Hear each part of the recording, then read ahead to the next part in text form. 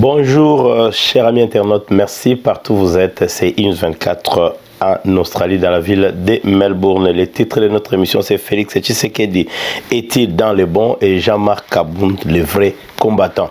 Donc, lelo tokosolo la na maso na biso ya lelo, donc na analyse na biso lelo, na projection to sala ka pona ko pesa bino moi ba idée biso sanango pona ko yeba ke pour ba tupeba meka ko réaliser que en Australie, il y a des Congolais qui s'intéressent au bien-être de leur pays. Alors, tout diviser va voler en la politique, économie et puis sociale. Donc, ce qui signifie quoi?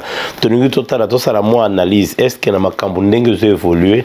Est-ce que Félix Tshisekedi Tshilombo est-il dans le bon? Donc, c'est très important que ça la évaluation d'engwana.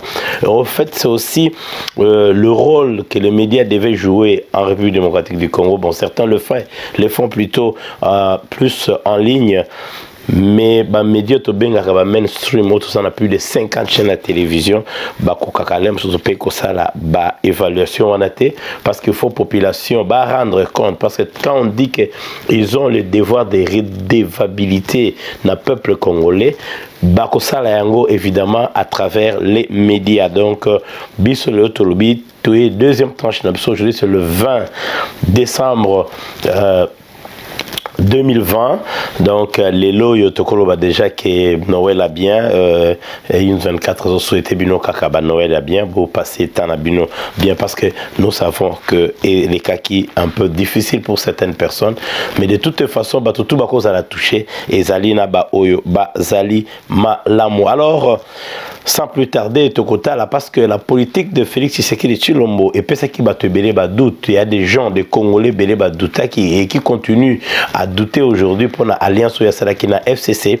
Il y a douter parce que les gens voulaient que l'ancien régime puisse passer l'ordre ancien éthique à place na ordre ya sika, parce que bango Congolais basi balembaki yango et yetango ye alobi biso to sala alliance na mutu wana. Alors yango sali et divisé d'ailleurs pratiquement Congolais, parce que les élections, moi je n'aime plus répondre à cette question qui a gagné les élections. Je dis tout simplement que l'aventurier de Nanga n'a jamais organisé les élections, et jusque là nous nous posons la question, le rapport que cette CENI devait remettre dans le Parlement, rapport remettre dans le peuple congolais, mbongo ya peuple congolais basalaki nango nini, c'est ce qui est plus important, c'est ce qui nous concerne plus.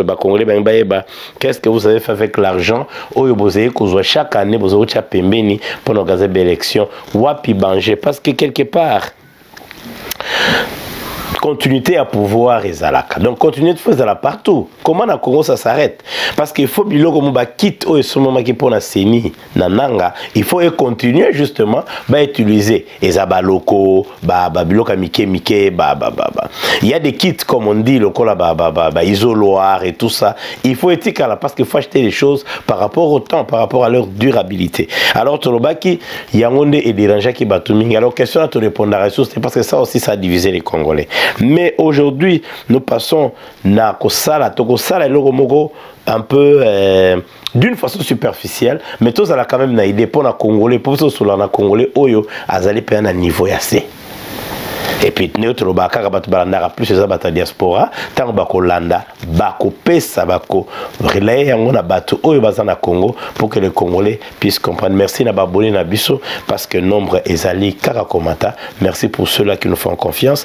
Biso tolia kana YouTube T, biso tolia kana biso kaka pour faire ce qui nous fait plaisir, et c'est pour d'abord notre propre bonheur, et puis c'est une façon de participer à l'éveil des consciences des Congolais jusqu'à ce que le Congo pourra être libéré totalement. Dans un point de vue politique, d'un point de vue politique, tout le monde, comment est-ce que Malembe, je me rappelle toujours la période de qui dure les années 2015-14.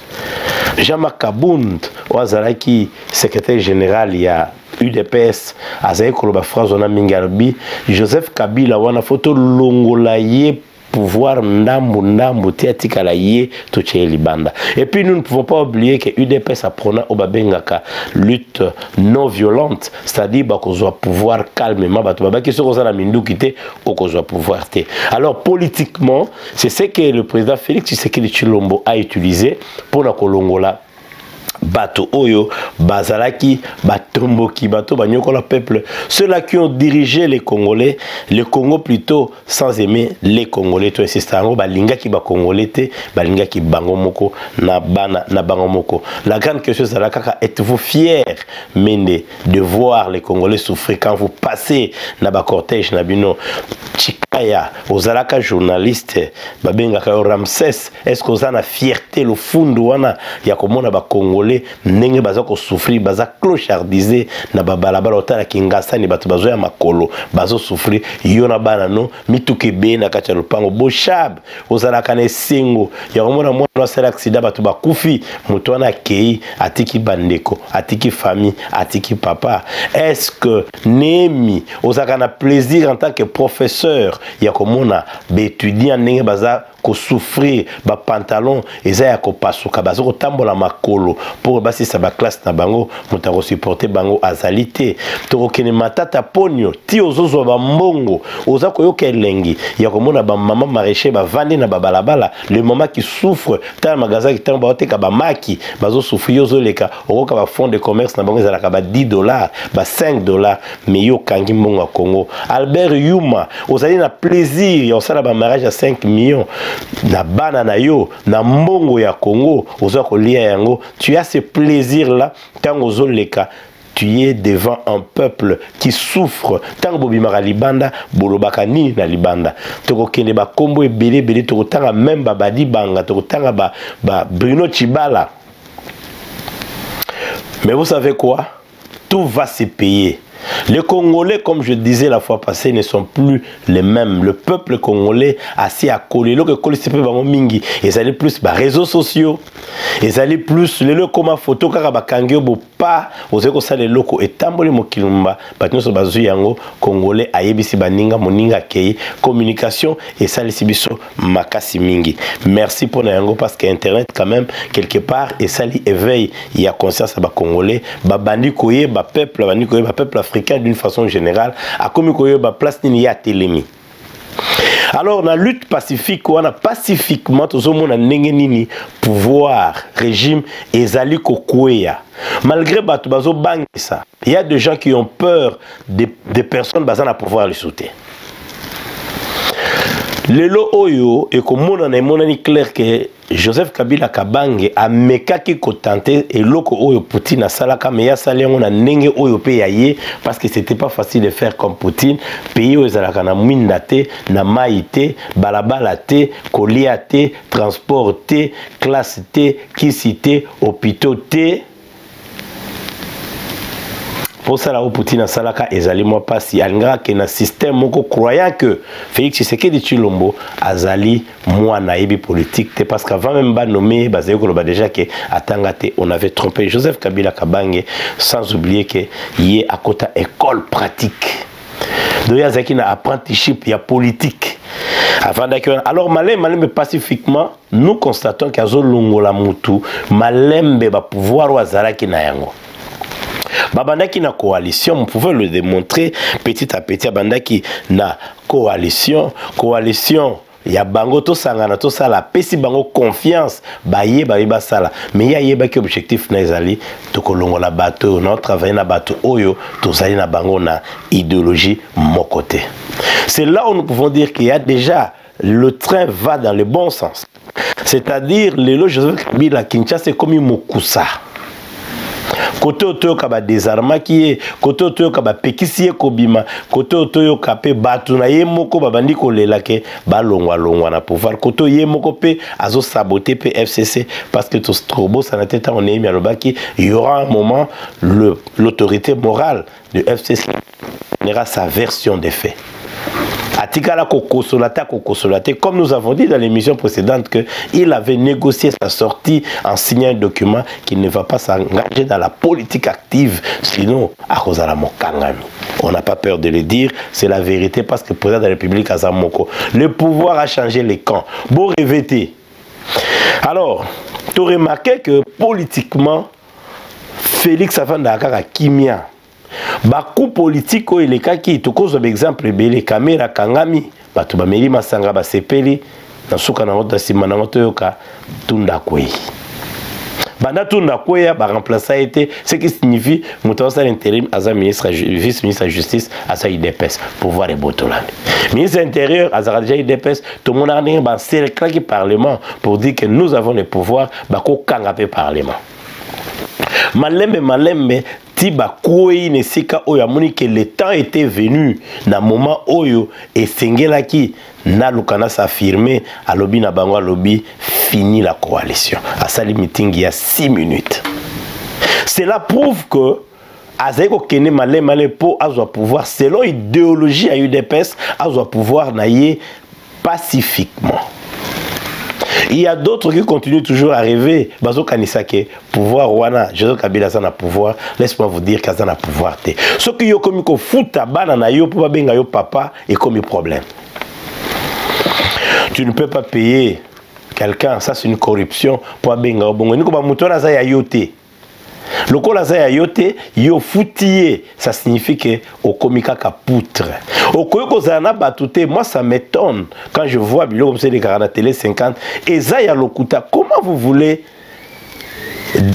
aider une personne bozo baby sa image nae na ba fake news. Tantôt ba mulambo ba ka koyambaye, tantôt ba katanga ba koyambaye, ba compte ya fake ya Lokuta ebele bozo salisa yete poison en 2023 selon Bino. Ba pousser justement FCC a comme un langage d'opposition à Kolobake, ba comme d'abord le Kolboso, ba comme ko sécher, c'est-à-dire ba kimi, ba boy même kokota mokolo ya nomination, ya ba juge ya minene o ya mboka juge constitutionnel, ba nomination ba magistrat wana bango bazate biloko opposition azale ko sala. Petit ba tie na position opposition. Nous avons dit à l'époque que la situation aujourd'hui en République démocratique du Congo après les élections était une situation inédite. C'est-à-dire, Mouto et Sengela dans l'opposition, il y a Tigal pouvoir. C'était la grande erreur, la grosse bêtise du FCC. Ce bazala qui est une opposition, la majorité, on a bazala qui est une opposition, bah, biso opposant, parce que de toute façon, bazala qui n'a idéologie de mon côté. Et ça, batu bako bele la bako pérorer comme ils veulent, mais la réalité est que pouvoir wana bazo bendiango malembe le muto azoloba makambo zo salama ezali Félix Tshisekedi Tshilombo parce que c'est lui le chef de l'État. Alobi na ko noyer ba juge a nommé bango. Alobi na ko changer état-major général et armée a changer yango a signer ordonnance ebele. Na mukolo moko a sali changement moko ya makasi batona basala katilelo. Malgré FCC à Leli batouana bazakosala. Et loko yozoko la kisake politiquement zokende bien. Joseph Kabila Kabange a commis ko senga merci à zoko pesa au revoir mais bande baninga ne bazoroba toyoka kisha Marika Sambalobi ezali rentrer politique naie. Je vais vous dire une chose, Joseph Kabila ne rentrera plus. Batou, petit à petit FCC parce que FCC d'abord est l'autre côté et qu'on panzana n'engue pe cache qu'on panzana ka un jour PPRD moutaro pesa lo beaucoup pour voter PPRD à cause de la thé, ça sera très difficile. Alors les lo oyo politiquement nous allons dans les bons parce que Azoko seng indépendance comme l'avait conseillé Batebe. Et puis sur la diplomatie na libanda pour la carrière politique na diplomatie so simba, il est soutenu par le sien. Il y a SADC, l'Union européenne, même les Américains, basenga kikaka tchela biso hors de tout état de nuire batouana pour climat des affaires zonga tola na makambo ya bamozi toté o bazalo kola miyibi bazako ayiba alinga konesu ko yiba. Oui, alors ben qui est au sala partout les moyens de bloquer les investisseurs bayate. Congolais à souffrir, mais banaya Mozito balia. Congolais on peut fongola misu.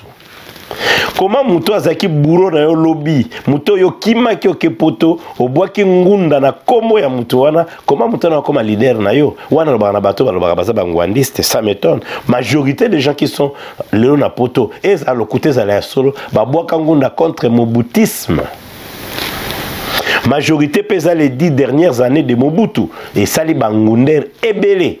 Bangunder bazaye contre bangwanda, bakengo et kiri wana nyoso tout ba généraux to kotanga ba kombo telelo, mais il y avait ngwanda na sécurité qui fut aussi ministre il y a défense ya Tshisekedi wa Mulumba.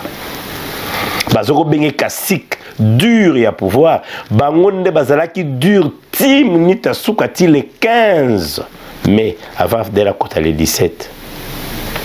Bangone balobaki tokozala Mobutu azala bakosaka ye ke tozali makasi bangonde basala ke afde le kota et pouvoir autosanango ils sont responsables de ça. Je me pose la question. Je parlais avec un ami et il m'a dit que ngana monaka président de la République à Mboka Nezangwanda, j'avais la tête perdue. Mutu nangai et pasuki. Comment un jeune, comment un jeune Congolais va comprendre que Bangonde va toujours diriger Mboka Lobby. Ils pensent toujours que ceux-là qui ont détruit, pardon, pardon, sur le pouvoir. Est-ce que vous avez la tête? Est-ce que vous fonctionnez? Est-ce que il faut que le peuple sache sanctionner ses dirigeants. Basalaka politique, il y a pardon, ça n'existe nulle part au monde. Politique au Salimabe Baché au Pembe Namaboka justice au Bunda Nango, tu vas plus rentrer. Ce qui te commis la maturité, alors politique, il y a Félix Etienne, tu sais qu'est dit le mot, et ils allaient à bientôt à quoi directement dans l'union sacrée, paix et simbi, à bien si battu belé, bah couche sa population, n'a beau bah raisonnaraté fallait bah parce que le vrai peuple c'est qui, et ça oyo ndeko fayulu alanda na masina. Et comment toqué Sainte-Thérèse, bazo banabino bazalaka Sainte-Thérèse, bakoya batondi, bopesi bango biscuit nanguba, histoire de sili, kene otala molili za Sainte-Thérèse, kene otala ne balaba les até kene otala comment les gens dorment à même le sol. Tala bango ne ba vivaka. Peuple yewana yoko yamba eto riba comme ko yamba na ba shege. Poyo mwana noza shege te, mais mwana ya na yo un jour va commencer parce que makila ba congolais et koloba. Alors de ce point-là, point de vue là tokoki koloba yangote parce que pratiquement Bati Joseph Kabila Kabange hors jeu. Toyebite ce qui soukane kozala nini mais mingi toyebike soukane zakake je laisse tout mon pouvoir et continuer parce que ça na leader moko ko remplacer tous ces gens là ba docteur ba licencié ba professeur au soit na FCC cerveau na bango fonctionne comme fonction cerveau à Joseph Kabila Kabange au comment la jeune moko nous les jeunes de yonne zo pouvoir yo. Moi je dis toujours aux amis, nous le temps de faire la politique il est qui déjà on fait la politique à partir de 24 ans. Talaba politiciens ivoiriens, quand est-ce qu'ils sont Talaba Blé Goudé, Guillaume Soro, Talaba Tona tout bazo va pouvoir quand il y en a qui sont passés dans le pouvoir dans 22, 23 ans. Mais biso na Congo, au Moni Moutou, à Sisi l'université naïe, Azan a 27 ans. Mais Aza porte mallette, il y a Moutoumoro, il y a 80 ans, je ne crois même pas qu'on réfléchir. Moutoumoro a 60 ans, un pensionné. Tout le monde a grave. Alors politiquement, tu as remarqué qu'il est dans les bons parce que ce que tu côté dans l'union sacrée, il y a Union Oyo Asali Naba Congolais pour diriger le Congo. Il y a demain Congo auto continuer. En tout cas, de ce côté-là, à 70%, Aza déjà côté Joseph Libanda, Malembe na. Donc pacifiquement, Nabo Petenioso a utilisé Moutou. Je me rappelle à la Belgique à lobby. Moi, je crois en France ou Belgique à lobby. Moi, j'ai cette chance-là de lire les pensées des gens. Je laisse des fois les choses aller, évoluer. Mais à un moment, je sais quand je vais arrêter. Natalaka. Il y a quelque chose qui ne va pas. Et les lobolanda battent à diaspora, il y a des gens qui ont toujours peur de Joseph et ils pensent que les lots qui battent Moussou, comment va spécialiste. Après 3-4 livres écrits, Comme à moi 3-4 livres, non 5 livres na yo, olobi non non non comme spécialiste il y a banalisme moka minene, au bandi ko beta masolo minene non non, Joseph Kabila va rebondir. Wana za bandi comme ça en Europe avec un bon spécialiste. Nous on a écrit quand même 13 livres. Donc ils ont vraiment 14e kutu kalaté. Donc quelque part bato ba comment ba spécialiste juste parce qu'il a écrit un petit livre de rien du tout. Et ça ka ba penser à Mututu Komaka. La réalité c'est que Joseph n'a plus le pouvoir. Il paye son pouvoir. Il faut tabatou popularité naï. Les bateaux tout basala kana ba médias sont pas payés. Il y a on a le que bateau diaspora nyoso au bazana ba médias na banda na ba pareko. Ils sont payés par le service de Joseph Kabila Kabange pour tout simplement et calmement torpiller ba mona so ba Congolais ba souffrir, mais cette fois-ci les Congolais ont ouvert les yeux. Alors politiquement to tikali kaka na autre lobby to comme une étape il y a union oyo il y a ba Congolais union to benga union sacrée. Mais maintenant nous yebi que ba défi ça quand je dis 70%, ça dit il y a 30% qui est resté oyo ndenge nini akolongwa une étape parce que tout n'est pas encore gagné. Akolongwa une étape au comment? C'est-à-dire ba toana ba sangana ki ba longoli Parlement, pour que malembe, ba place à minene ba tandi ko perdre tout moni cour constitutionnel à quai direct l'armée, ba John Numbi ba Vandi, ba toke na parlement, ba on ta 25 abundu ba sepela ki, mais ba yeba kiteke e kokwe la bango mabunda pe alali. Tout ça c'est bien, azo gagner na terrain wana parce que le loyo à côté c'est confusion dans le parlement. Tu es solo kokoniangi, tu as nos vidéos bolanda, kokonianga lobi nous avons la majorité. Tout s'est dessiné déjà, nous allons gagner. Bamiibi bato lokuta côté politique alongi mais tika est-ce que gestion à union sacrée? Qui sera le premier ministre? Comment on va gérer? Est-ce que ces gens-là seront toujours fidèles? Est-ce que la maturité politique chez les politiciens congolais ezali pona balonga défi on a tout quitté dans économie. Nous ne sommes pas des économistes, mais tout ça a quand même moins lecture. Tout le monde qui beaucoup d'efforts est à fournir côté économie parce qu'il faut pour les bossons dans nous au diriger mboka il faut générer mbongo pour papa na kati ndaku akena musala aye na mbongo ne mbongo wana bandi okabola oyeke ba classe bana oyeke biloko ebeba ki na ndako pétrole ba mituka tous les biens que nous achetons pour la famille na mbongo wana yake osala. Alors l'étape c'est pareil. L'étape il faut aluka mbongo pour etambusa économie etambusa mboka. Okofuta bato mbongo ta pesa ba taxe et puis il faut générer ba mbongo donc investisseurs baya il faut qu'il ne koluka ba mbongo pour esala en telle de sorte que mbongo ezonga là-bas il y a beaucoup d'efforts à fournir parce que si l'économie ya ba congolais zaka ndenge zana ndenge ozo za la diriger lelo na ndenge tout le monde na musika nous trouvons qu'il y a un petit problème parce qu'il faut comme Yemoka insiste qui alobi nous devons réduire le train de vie des politiciens. Donc ma vie et l'équipe ngai je me rappellerai en 2019 dans le mois de juin j'étais à Kinshasa tant on a moni juillet je crois j'étais à Kinshasa au mois de juillet quand j'ai vu cortège il y a Félix Tshisekedi Tshilombo Kita moi j'ai dit attention il y a quelque chose qui ne va pas trop de véhicules. Quand je voyais un magasin qui tombe, ma voiture à père et belé, vendé, j'ai dit non, non, non, il y a quelque chose qui ne va pas bien ici.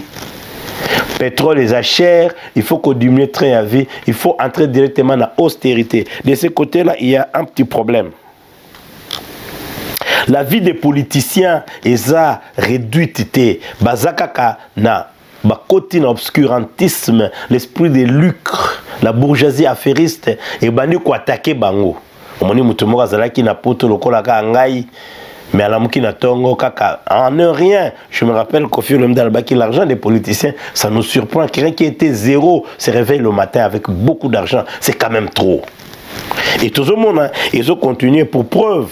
Nous avons été indignés par cette fête qui a été organisée après éviction, il y a Madame Mabunda, Janine Mabunda. Ils ont organisé une fête. Moi, je me suis dit, ah, voilà la faute. Tango bozo met la champagne. Tango bozo ça la fête aussi au vu de tout le monde. Boche bobongo ba mesa bozo met la. Et ça mbonga ba Congolais. Les Congolais vous soutiennent. Bazo soutenir bino pour bamona pe état de droit bamona le peuple d'abord bino bandi ko lia bozo na sabon ke boza ba bololé tozana bisoka ndenge moko tenge toza pouvoir. Là c'était une mauvaise image. Pourquoi cette fête? C'était à quelle occasion cette fête? Ça a beaucoup dérangé parce que Ezaki n'a lieu d'être traité. Le loyo, il faut tout bas. Comment est-ce que l'argent de l'État est utilisé? Est-ce que vous avez utilisé l'argent de l'État à bon escient? Pourquoi donner aux gens des salaires quand le résultat n'est pas là? Le loyo toyoki, la saute de mouton, et qu'on a inauguré quelques-uns, le cola. Il y a pompage, qui déjà est comme qui presque na souka et qu'on a inauguré, c'est bien bon parce que ça fait partie évidemment. Il y a des dépenses à l'État, l'économie en Bokanabiso, mais il faut qu'on justifier. Il faut dire au peuple combien vous avez dépensé, comment ça a été dépensé. Il faut faire ce qu'on appelle la transparence. Il sera inauguré très bientôt. Tomoni lutte contre la corruption. Maintenant, toyoki vraiment mutu pena ba kangie pena malamu pena bona corruption pena ba kanga batu ba vana parce qu'il y a trop de corrompus. Nous insistons le rapport ya lozolo bambi ezala qui peut moins important ba bengaye apé sa rapport wana. C'était le départ. Nous félicitons le nouveau pouvoir parce que Batié lutte contre la corruption, cheval de bataille na bango. Mais corruption pesa na kati na bango moko. Ouais. Corruption c'est la kati. Alors Tolingi, Tozoro Senga va diminuer justement la dépense à l'État. Ça, ils le savent. Mais batika matuvisme, batika ozana pouvoir, ça la fait une autre bak yad na yon simanda kuno mela moi vanda zara quand même mutu ya dignité. Ozo mona peuple wana zako souffrir, yozo bunda na bango zo bimisa na balabala, bazo tambola, bazo tia pression, ils croient en vous. Bino bokom ko ça la fête juste parce que mabunda longwe na parlement. Est-ce que vous rêvez, vous avez besoin d'une fête? Ça fait mal parce que on n'a pas besoin de ça. Économie, côté wana, tout yébité mon à l'État, ils ont utilisé parce que bah, dépassement, évidemment, nous, on dit toujours avec ces dépassements-là, il n'y a pas de budget au Congo. Ça, il faut le dire. Budget wana, d'abord, ça n'a pas existé. Et Zalakate, lui-même, Joseph Kabila, en partant, il a laissé combien? C'est par là qu'il faut commencer pour parler de bah, dépassement. Mais du moins, comment Moukewane à l'État congolais Zanango, comment est-ce que Ezali utilisé? Alors, de ce côté, on a beaucoup d'efforts Ezala fournis dans ce sens-là pour Ezala tout bien. Tokiti na social. Oh, on est au Bengaramo beaucoup, il y a peuple congolais. Le peuple congolais regarde, patiente, observe et réalise que rien de significatif s'est fait dans le sens du social. Peuple congolais, azakomona. Il ne faut pas dire aux gens que notre yaki te coûte le côté tant yo poye maboko pambo yaka en avion au kiti au komina mituka. Il voit. Il voit quand vous organisez des fêtes sociales, il y a peuple Ezali Wapi. Est-ce qu'il y a eu un effort pour être touché quand même d'Ambou, il y a le peuple d'abord? Parce que comme je dis, je peux reprendre, le peuple patiente, observe, regarde. Évidemment, il continue à soutenir. Mais jusque quand? Les gens peuvent se dire, Olingiba Salanini, mais c'est simple, on peut créer dans de grandes villes, dans chaque province, on peut créer comme l'église catholique l'avait fait. L'église catholique vendait à l'époque, Masangu Moko Boye, à un bas prix, n'a pas légionnaire et tout ça, n'a pas église, n'a pas paroisse. Pourquoi ne pas organiser des banques? Il y a Bilo Kakoli atteint en décembre, au lieu de commencer par un couvre-feu qui met le peuple encore dans un trouble total des décisions irréfléchi, trop impopulaire, peuple vivant au jour les jours. Le peuple congolais observe, regarde, comme j'ai dit, continuer à patienter. Mais est-ce qu'il n'y a pas, comme je viens de le dire, ça la place moroboé, ça peuple congolais comme minimum, ça ne demandera pas trop de millions.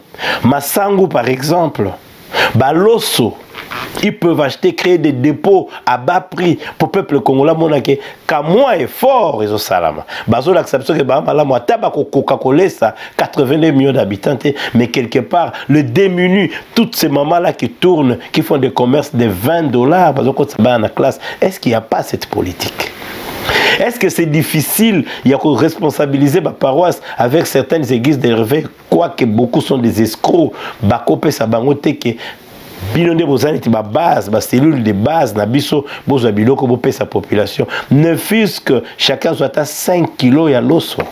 Une famille 5 kilos à l'os et qu'on coûte Congo quoi? Ba dépôt ba tuba sombaka pour casser concurrence oyo ba chinois, ba pakistanais, ba côté congolais parce que l'oko aussi daté aussi longtemps que ma na direction il y a peuple. Alors de ce côté-là, il y a vraiment moins, tous en a moins 10%. Côté social, parce qu'on pouvait le faire. Il y a des gens qui vont me dire, oh non, au moins les états de droit, bah ça, non.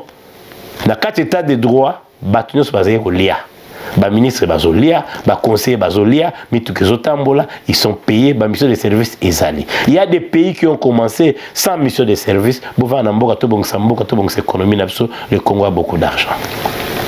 Alors en gros, on peut sa confiance dans Félix Tshisekedi Tshilombo parce que il est, lui, en tant qu'individu, il a les mains propres. On ne peut pas défendre un peuple quand on n'est pas propre. Il y a un combattant, un résistant, et l'autre est propreté. Quand tu n'es pas propre, à te résister, conseiller. C'était Denis Kaenge avec une 24 en Australie. La caméra c'était Deo Baungu, équipe ya Congo Gisèle Kindela. À la réalisation c'était Fi Waka. Merci beaucoup d'avoir été patient avec nous. Nous vous disons à la prochaine.